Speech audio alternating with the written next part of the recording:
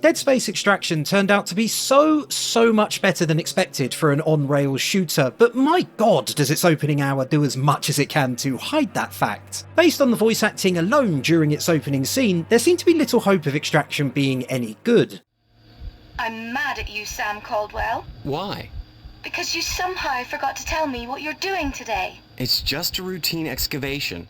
It genuinely sounds like two people reading the script with their eyes closed. The game's logo then appears for 17 straight seconds, which is also mental. Once it finally disappears from view and things get going proper, you find yourself in the shoes of one Sam Caldwell, the boyfriend of Lexine Weller, who you just saw in the intro. Sam is also a miner tasked with securing a marker discovered near the Aegis 7 colony, which is frequently referenced in the original Dead Space. The marker does what markers do, it makes everyone go a bit berserk, and you're left with no choice but to defend yourself from former colleagues who have lost their minds. Playing a game designed for the Wii and later PlayStation 3's motion controls using a controller took some getting used to, as did the general air of jankiness as everything got going. Using kinesis to grab things is fairly tough due to how precise you need to be, although much of that will be down to using a controller. Enemy and ally animations are a bit rough around the edges, and while the voice acting improves somewhat, it's still hardly anything spectacular even during the introduction's more exciting moments.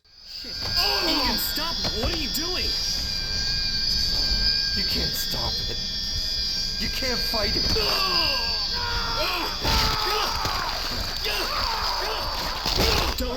Don't make me shoot you. Egan, please! Oh God, Egan. I'm sorry.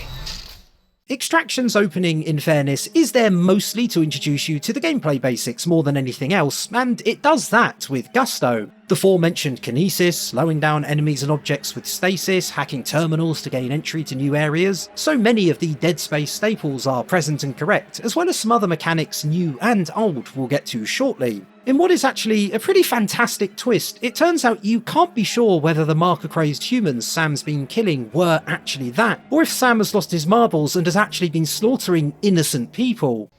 No, leave me alone! I have to get to Lexine, do you hear me? She needs my help!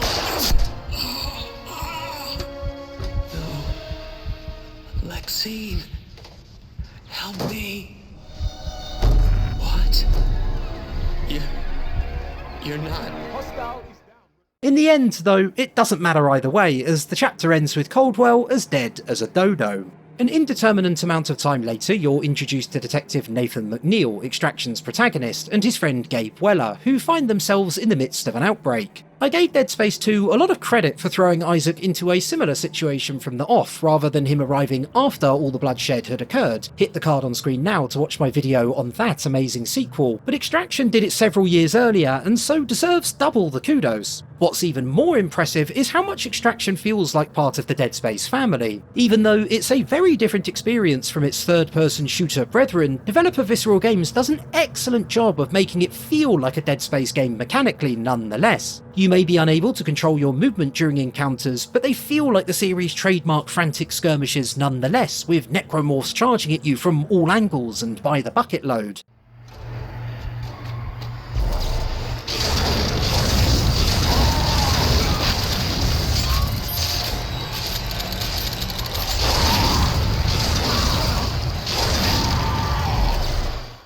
The aforementioned stasis and kinesis, so useful in other titles, remain just as vital if you're to remain alive longer than a nanosecond, and as per usual, you need to use them and your weapons to prioritise removing your attacker's limbs. There are even weapon upgrades scattered across levels to find to give you some extra firepower. All the classics are available too, such as the plasma cutter, pulse rifle and force gun, and like the mainline games, you will also have to make decisions about which of the 10 or so weapons you want to take with you. There are even a couple that only appear in Extraction. The arc welder fires electricity and isn't as powerful as its description perhaps suggests, while the rock saw is your melee weapon, used mostly for smashing certain obstacles out of the way. Alternate fire modes are even included for all of your weapons, with a particular favourite being the plasma rifle turning into a shotgun, which makes short work of enemies close to you. You will also always be equipped with a rivet gun with infinite ammo. While it's not the most powerful weapon, it's there to ensure you never run out of ammo, which you have to collect using kinesis as it's scattered across levels, on the floor, on shelves or in boxes, and you'll regularly need to switch between the other 3 you've chosen depending on your supplies. Scavenging and managing ammo is annoying at first, but it pushes you to use the full range of firearms on offer, and that is ultimately a good thing. The only downside is that ammo, as well as upgrades and audio and text logs, are often lying around in the background waiting to be picked up during cinematics. Keeping yourself well stocked is so crucial, and kinesis can be so tricky that it's very easy to get overly absorbed by item gathering rather than paying attention to the story unfolding in front of you. A lot of accidents on a ship this size. And we've had our share of fights the past week too. Another slight black mark when it comes to Extraction's gameplay is reloading, which is mechanically similar to that popularised by Gears of War, where if you hit the button a second time at the right moment, you're able to begin shooting again much quicker. Extraction is so frantic that it can be very hard to keep track of the little bar around your reticle, and it sits somewhat at odds with what the experience is all about. Nothing is more frustrating than being unable to shoot because of something so fiddly when time is almost always of the essence. Nearly all of the Necromorph's grisly lineup are present and correct too, from your bog standard slashers who run directly at you like headless undead chickens, to pregnants which explode and unleash their horrifying payload should you fail to shoot their limbs. Extraction has a few curveballs of its own as well. Flyers do exactly what they say on the tin, they fly around and are an absolute nightmare to deal with when using a controller, and grabbers, heads on tentacles which appear mostly in the sewers, are frankly repulsive. There are also new towering boss Necromorphs to deal with, equipped with the obligatory yellow weak spots, the best of the bunch being the spider, which you fight towards the end of the game outside the USG Ishimura. And yes, the USG Ishimura makes an appearance, more on that in a jiffy. There are also zero-G segments, although don't expect anything earth-shattering, they mostly just involve looking at a nearby platform and pressing a button, but where Extraction struggles to replicate that experience within the on-rail shooter format, Visceral gives the game some new tricks designed specifically for the genre, which are surprisingly excellent. In darker areas, you can shake your controller to light up glow sticks, which give you a much clearer view of what's ahead. There's something coming.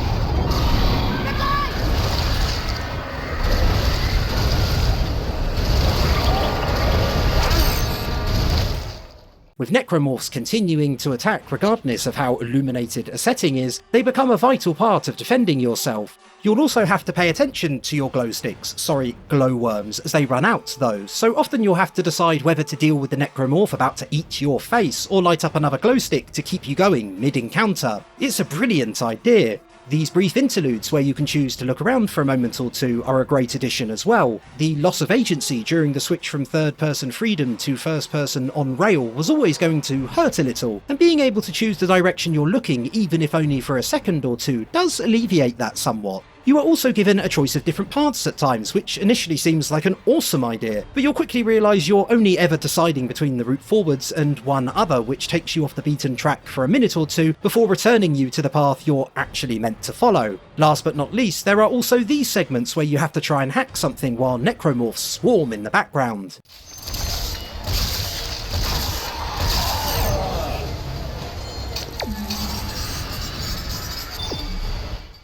It's difficult to imagine these were designed for anything other than 2 players, one doing the literal hacking of a computer, the other the metaphorical hacking to bits of Necromorphs, but they do still work when playing alone. They're incredibly hectic, and they can be a bit of a pain in the backside, but they definitely also make you feel under pressure, which is sort of the point. All in all, it's pretty amazing how close Extraction comes to being a proper Dead Space experience in gameplay terms. Mostly sensible changes have been made to certain mechanics, and while there is the occasional wonky design decision, Visceral's clever additions to a traditional formula really work. After the game's opening, I was unsure as to whether I enjoyed playing the game enough to continue, but by the time I reached its credits, I was locked in and actually wouldn't have minded an extra hour or two being added to its 5 or 6 hour runtime. Once you get used to Extraction's on-rails eccentricities, you will have a blast. That sentiment extends to the game's story too. Now, Extraction isn't a tale anywhere near as nuanced as the mainline games, and in fairness, Visceral simply didn't have the time to tell a story of the same complexity. That being said, it is still really, really good. The first few chapters set everything up. You meet McNeil and Weller, and the pair eventually locate Lexine, and soon after also stumble upon mining executive Warren Eckhart. The four manage to escape Aegis 7 in the nick of time, and then the story's final two-thirds or so unfold aboard the USG Ishimura. You meet Nicole Brennan pre-Outbreak, a hugely unexpected but most welcome surprise, as well as scientist Karen Howell, who you actually play as for one level. But both end up kicking the bucket, Nicole after losing hope of rescue, and Howell due to Eckhart's betrayal as it's revealed he's a unitologist. Look around, you stupid marker head. This awful mess is what difference it makes. If you think it doesn't... No, Doctor. My God has very different plans. It's the standard Dead Space unitology-focused twist most will have seen coming, but it's interesting enough, especially since Eckhart's interest was primarily in Lexine, who is seemingly immune to the marker's effects. More on that towards the end of this video. Eckhart then shoots Weller, but meets his maker at the hands, or rather sharp appendages, of a Leaper, and thanks to McNeil shutting down the Ishimura's cannons which were preventing the trio's escape, losing a hand in the process, the three are finally able to flee. Then this happens. USG Ishimura, this is the emergency maintenance team of the USG Kellyan responding to your distress call. Come in, Ishimura. Hey! This is Ishimura Shuttle 23. Kellyan, don't go in there! Do you hear me? Neatly tying Extraction into the start of Dead Space, as Isaac Clarke and friends arrive on board the Kellyan. That is not quite the end though. Now maybe you'll understand.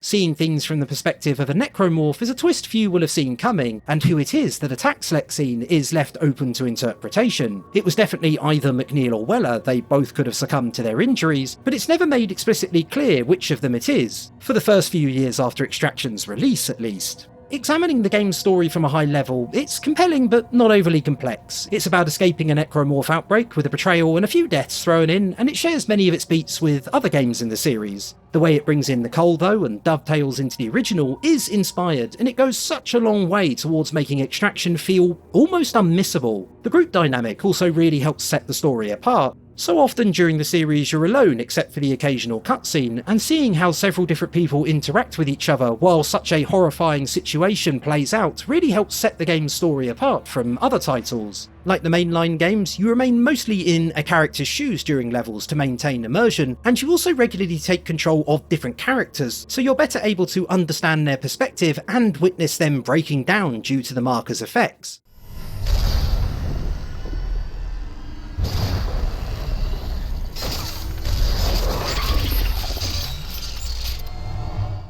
The best of the bunch being when you take control of Karen Howell, armed only with a Ripper and dreams of escape. The constant chatter between the different groups you're part of, depending on who's involved in a certain mission, grounds the events unfolding in a way the mainline games sometimes struggle with, and it's certainly a better dynamic than the strange Clarke-Carver team-up in Dead Space 3, which never works as well as it could have. Added to that, there are lots of text and audio logs for you to find too, which provide a good bit of world building. Some are simple notes about issues a certain part of the Ishimura is having, while others are much bleaker, such as those detailing mass homicides or similar on Aegis 7. As mentioned, calling Extraction's story unmissable is bordering on being a stretch, but if you've not played it and are interested in finding out more about what happened prior to the original, there's a lot for you to get excited about. It's top-notch world building, combined with a story that is much more engaging than it has any right to be for a 5 or so hour experience. Long story short, if you're a Dead Space fan, go play Extraction, as it's terrific in both gameplay and story terms, even if it being on rails might take a little getting used to. That, you might think, is the end of this word salad of a video, but wait one blood-soaked second, do not switch off quite yet, as we've not reached the end of the story. We still need to talk about Dead Space 2's DLC, Severed. Released a few months after Dead Space 2, Severed is a really strange addition to the franchise. Bear in mind, most people who finished 2 wouldn't have played Extraction first. This number is pulled out of thin air, but 80% or more wouldn't be overly surprising. Imagine you finished Dead Space 2 and you loved it, and you're excited for a wee second helping, a little something extra to keep you going until Dead Space 3. Then Severed releases and continues a story you've not been privy to at all. There's no Isaac Clarke, no Ellie, not even a hint as to what's happened to them. Instead, Severed continues the story of Extraction's Gabe Weller and his now wife Lexine. You'd be disappointed, and rightfully so, and it remains one of the most left-field decisions of all time when it comes to downloadable content. Severed opens on 2's setting The Sprawl 3 years after the events of Extraction. Gabe now works in security, Lexine is pregnant, and the action begins as everything is falling apart once again. Gabe, what are you doing here? Honey, listen to me very carefully. I need you to leave there immediately and head straight for our shuttle. What? Why? Just what the hell is going on here? You can't just interrupt a session. It's back. Back. Don't tell anyone, just get moving. Gabe, you're scaring me. Don't argue, just get to our shuttle now. And then you make your way through many areas you previously traversed as Isaac Clarke in 2, with the twist being that some you visit prior to his arrival, like the mines, while others you traipse through after he's left, like the hospital. Gameplay-wise, there is nothing you won't have seen plenty of times before. The familiar Dead Space level design, that is square arenas designed for you to circle around filled with explosives and the like, is present and correct. A set piece which involves hanging upside down while fending off waves of necromorphs features, just like that Isaac has to deal with. There's an encounter with stalkers in a room conveniently set up to play to their exact strengths, just like those Isaac had to get through several times during 2. You revisit an operating room full of metal poles before being rushed by necromorphs, makeshift weapons Isaac also used during his hospital escape. It's solid, albeit old stuff, and if you'd hoped for any new and interesting gameplay, you'll probably leave underwhelmed. That's not to say there isn't some value to be had. Assuming you actually know who they are, spending one more hour or so with Gabe and Lexine is enjoyable enough, and it's nice to have a definitive answer regarding what happened at the end of Extraction, namely that it was the game's primary protagonist Nathan McNeil who turned into a necromorph at the end of the game, and that he didn't end up killing Lexine despite the cliffhanger implying otherwise. There are also a few standout moments. Taking down a gunship is fairly cinematic, even if it's not too taxing a task. Finding this poor fella you think is a survivor banging against a window before you round the corner to find out he's only half a survivor is a great little gross out, and holding off necromorphs so Lexine can escape before Weller pots his clogs is good fun too. On that note, Weller unfortunately dies at the end of Severed, but not before we get some tasty tidbits in story terms, which never come up again. You spend the entirety of the DLC chasing security team leader Victor Bartlett, who is under orders by Dead Space 2's director Tideman to eliminate certain key subjects. It's all a lot of nothing, honestly, until you reach the hospital, where this unfolds. Why are you freaks following me? You heard Tideman. All key subjects are to be eliminated. Follow your orders. Whose orders, Mr. Bartlett, and which key subjects? No! We have our orders, Mr. Bartlett, and we are following them. No! Who are you? Stay away from me! Gabe! No! Gabe Weller. His purpose is done. It could be trouble. Quickly, while she's still alive. The outbreak will take care of him. We cannot protect her with this many servants loose. No! Lexine! These shadowy gentlemen are apparently part of the Oracle program, a secretive EarthGov operation set up to fight back against the necromorph threat. Because Lexine is immune to marker signals and is now pregnant, the assumption is that they want to study her to see if marker-resistant humans can be bred, but annoyingly, both the men who could have perhaps given us more information are killed by infectors before you find out anything else, or if that is indeed the case. There have been murmurings that Lexine and the Oracle program would have been a prominent part of Dead Space 4, and you can find out more about the program in the graphic novel Salvage, but as far as the games go, there's the scene you just witnessed, and nothing else. It's a shame, as with their white uniforms, special stasis rings and creepy demeanour, it would have been a lot of fun to find out more about them. As it stands, Weller dies, Lexine flies off, and with the series once again dormant, that's your lot. If you are a fan of the franchise and have the opportunity to play Extraction, you should definitely give it a shot, as it's an excellent standalone Dead Space story that is a little on the janky side at times, but still has a lot to offer. When it comes to Severed, it's probably worth giving it a go, maybe, but its real value comes from its story rather than its gameplay, so it's highly advised you play Extraction first so that you get as much value as possible from its short runtime. That being said, it's more solid Dead Space content either way, and with there being so little of that in the present, you cannot really go wrong. Thanks for watching the video, boys, girls and engineers. If you had a horrifyingly good time, do consider liking, subscribing and letting me know what you think of Dead Space Extraction, and fingers crossed, we'll catch up again soon.